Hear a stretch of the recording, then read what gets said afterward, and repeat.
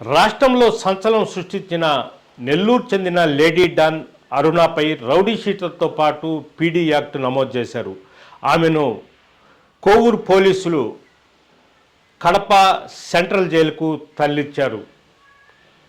గత 6 నెలల కిందట నెల్లూరు చెందిన రౌడీ షీటర్ శ్రీకాంత్ ఫెరోల్ వెనుక కీలక పాత్ర పోషించడంతో ఆమెపై పలు ఆరోపణలు రావడంతో ఆమెను అప్పట్లో పోలీసులు అరెస్ట్ చేయడం జరిగింది. అదేవిధంగా కోవూరు పరిధిలో ఆమె కొన్ని దౌర్జన్యాలకు సంబంధించిన కేసులు, సెటిల్మెంట్లు చేయడంతో పాటు పలు